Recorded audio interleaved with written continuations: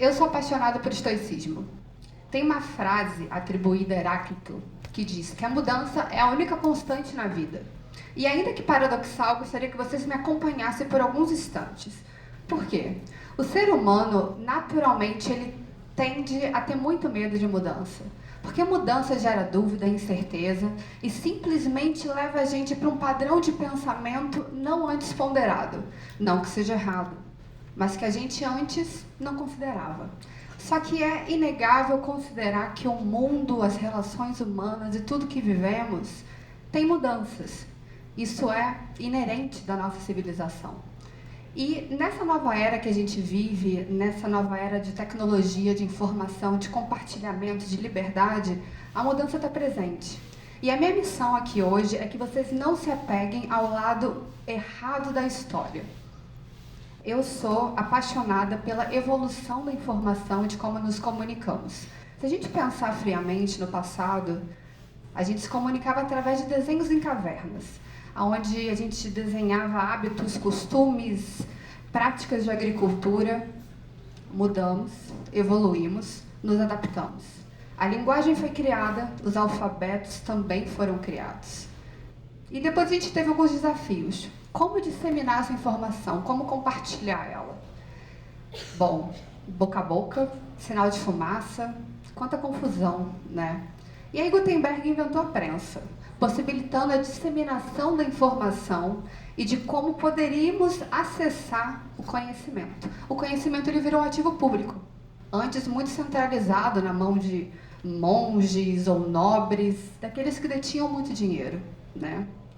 Bom, com isso, sistemas postais foram criados, jornais, rádios, telegrama, televisão, telefone, até que chegamos em celulares. Dispositivos que cabem na palma da nossa mão e nos possibilitam falar com qualquer pessoa em qualquer lugar do mundo. Nos possibilitam acessar conhecimentos, acessar novas práticas comerciais e conhecer um mundo que antes poderia ser inatingível ou inimaginável, né? Bom, nessa parte de comunicação, com o sistema monetário também não foi diferente. No passado, as trocas comerciais se baseavam simplesmente em escambo. Eu sou uma produtora de batata, por exemplo, você é um produtor de sal ou de pele. A gente negocia através de uma lei de oferta e demanda pelo que mais faz sentido para mim e para você. E assim a gente trava uma negociação. Depois, com o surgimento e o conhecimento dos metais, principalmente prata e ouro, a gente evoluiu. E essa evolução transformou o que a gente conhece hoje como as moedas, né? No século XII, o imperador chinês ele criou o primeiro papel moeda. E, por mais irônico que seja, onde nas notas hoje modernas, né, do dólar a gente vê "em Deus confiamos", na dele estava escrito: aqueles que falsificarem serão decapitados. Pesado, né? Esse gostaria de blockchain hoje em dia. Bom, o método de metal ele ainda continuou muito na Europa até o século XVI, até que surgiram, através dos bancos de modo centralizado, as primeiras notas que eram usadas principalmente para empréstimos, né? Os Estados Unidos avançaram nisso e as primeiras notas foram então criadas através de governos para facilitarem trocas comerciais entre então os Estados Unidos e a colônia francesa, hoje conhecida como Canadá. Continuamos evoluindo, continuamos mudando. No século XXI, finalmente conseguimos conectar o sistema financeiro com o sistema da comunicação e a nova era da informação, e hoje pagamentos podem ser feitos pela palma da nossa mão, com o nosso dispositivo móvel. A gente pode pagar um amigo, um familiar, uma troca comercial, aqui no Brasil ou em qualquer lugar do mundo. Bom, infelizmente, o sistema financeiro ele não avançou na mesma velocidade que avançou a nossa comunicação e a forma como a gente se comunica hoje. Então, apesar de a gente ter evoluído muito nos últimos anos, ele continua com alguns problemas inerentes que causam muita ineficiência e falta de acessibilidade. É um sistema muito centralizado, é um sistema opaco, a gente não sabe como é que funciona, é um sistema que tem pouca interoperabilidade entre as suas tecnologias, é um sistema caro. Bom, honestamente, se você, dependendo do seu perfil, seja pessoa física ou pessoa jurídica, dependendo do seu poder aquisitivo, tem alguns bancos que não gostam de ter você lá, simplesmente porque você não dá dinheiro para eles. Ele não é democrático, né? Em 2009, Satoshi Nakamoto simplesmente publicou na internet um white paper do Bitcoin, explicando um pouco essa negociação peer-to-peer, de pessoa a pessoa, numa plataforma pública, transparente, que usava então tecnologia blockchain como a underlying asset para que esse novo mundo fosse criado. Só que essa tecnologia blockchain, na verdade, ela não é tão nova assim. Ela foi criada em 91 por Haber e Stormita, dois cientistas que na época queriam simplesmente uma solução para carimbar documentos com data e hora, para que esses documentos nunca fossem falsificados ou alterados. Na sequência, Merkle Tree, outro cientista, evoluiu essa tecnologia, possibilitando que esses documentos fossem consolidados em blocos, que vários documentos permanecessem dentro de mesmos blocos.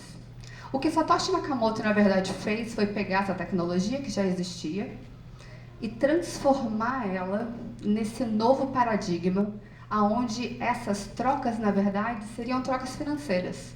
Que novo mundo estamos criando? É o que eu gosto de chamar de tecnologia da inclusão, que, conectada com a internet do dinheiro, está trazendo uma revolução completamente nova para o nosso sistema financeiro. E eu não gosto de chamar de reconstrução. Para mim, é uma renovação que está acontecendo de baixo para cima. Das pessoas que realmente precisam desse tipo de serviço, precisam desse tipo de inclusão e agora, enfim, têm acesso a produtos ou serviços que antes, infelizmente, não conseguiam. Só que o que eu quero que vocês entendam aqui não é o potencial do Bitcoin, que por si só já revolucionou muita coisa, mas sim da blockchain e do seu potencial para o sistema financeiro e para esses novos produtos, através do que eu chamo de finanças descentralizadas, ou DeFi, usando a blockchain para isso. Eu explico. O que é o DeFi? O DeFi ele se baseia na tecnologia do Ethereum, que é uma tecnologia diferente da tecnologia do Bitcoin, ainda que um pouco semelhante. É uma tecnologia de infraestrutura que permite que as pessoas se conectem através de um modo peer-to-peer, pessoa a pessoa, sem intermediário, baseado em contratos inteligentes, que são basicamente algoritmos programados em protocolos de consenso, que são escritos quase que em pedra, ou seja, não podem ser alterados, mas eles são públicos, eles são o que a gente chama de open source. E a partir daí a gente tem um mundo completamente diferente. Imaginem vocês que hoje abrem o aplicativo do seu banco e enfrentam algum problema ou tem alguma questão e vocês identificam uma melhoria e mandam isso para o seu banco. Quanto tempo que isso demoraria para acontecer? Quanto tempo essa mudança teria para, de fato, refletir nesse aplicativo? O que o DeFi propõe é, como essa rede é pública e todos têm acesso a isso, caso você encontre um problema, você pode simplesmente sugerir essa melhoria para o protocolo. Ou então, replicar, bifurcar, aplicar sua tecnologia nova com as melhorias que foram identificadas e sim fornecer um produto mais eficiente para o mercado. Quem imaginou isso antes, né? E aonde a gente está hoje com esse novo momento? Que produtos que estão sendo construídos nesses aplicativos descentralizados através dessa tecnologia blockchain? Bom, hoje no mundo você já encontra protocolos de empréstimo, por exemplo, onde você tem atores que geram liquidez, que permitem que essa rede funcione e que você consiga acessar esse produto com um custo extremamente mais baixo. Na verdade, o único custo da rede são os custos de transação, que são os custos para pagar os atores que estão interagindo entre si e possibilitando que esses produtos parem de pé. Outro exemplo, trading, negociações. Quando você entra hoje, por exemplo, no aplicativo do seu banco, da sua corretora, para comprar a ação de uma empresa, na verdade, quando você compra essa ação da sua empresa, você não está comprando essa ação diretamente. Ela leva um tempo para ser registrada, ela tem um intermediário no meio, e depois disso, você não tem, na verdade, visibilidade para isso, você de fato consegue a ownership desse ativo. Com blockchain é diferente. Você basicamente está negociando com uma pessoa diretamente, aonde a propriedade desse ativo vai de A para B de modo instantâneo e completamente aberto. Pagamentos também se beneficiam. Por exemplo, não sei quem de vocês aqui já tentou fazer um pagamento internacional para um outro país. Isso pode levar dias para, de fato, acontecer. Com criptomoeda, com DeFi, com as chamadas stablecoins, que são as chamadas que têm paridade 1 para as moedas então fiduciárias, você consegue fazer isso de maneira instantânea. Não importa se sejam $10 ou 10 milhões de dólares. Isso acontece do Brasil até a África, do Brasil até a Ásia, da Rússia para os Estados Unidos, em questão de segundos. E também através do aplicativo na palma da sua mão. Outros exemplos para vocês. Quando a gente faz uma negociação com o banco, quando a gente contrata um serviço novo, tem um processo chamado QAC, Know Your Customer, conheça seu cliente, que basicamente se importa muito com compliance e quem é que está de fato por trás daquela operação. Para a DeFi, tão importante ou até mais importante do que QAC, é o chamado QAT, Know Your Transaction, porque ele entende que o comportamento desse ativo e a rastreabilidade desse ativo é muito mais eficiente para entender realmente o comportamento da onde aquele dinheiro está indo, da onde aquele ativo está indo, do que de fato a identidade. E falando em identidade, DeFi também proporciona que, enfim, possa ser criada identidades globais, onde uma pessoa finalmente pode ter acesso a produtos muito disruptivos e, de fato, ser inserido no sistema global, o que antes era impensável e muito restrito a uma minoria muito favorecida. Esse é o mundo que a gente está hoje. É para esse mundo que a gente está caminhando.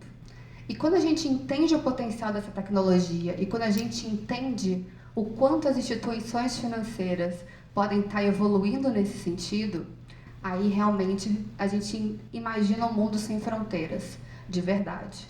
Os bancos eles podem se apropriar dessa tecnologia DeFi para criar produtos mais eficientes, mais transparentes, mais baratos e que de fato inserem essa população antes marginalizada num panorama global. Há 7 anos atrás eu tomei a decisão. Eu enxerguei o potencial da tecnologia, tendo uma crença inabalável em como isso poderia trazer uma transformação financeira para milhões, se não bilhões de pessoas. Eu hoje faço parte dessa mudança, construindo essa tecnologia de dentro da indústria para fora, mirando exatamente nessa transformação. Bom, e o meu objetivo aqui nesses curtos minutos hoje fosse que vocês realmente conseguissem entender e ter um novo paradigma de como a gente está construindo as finanças do futuro. Muito obrigada.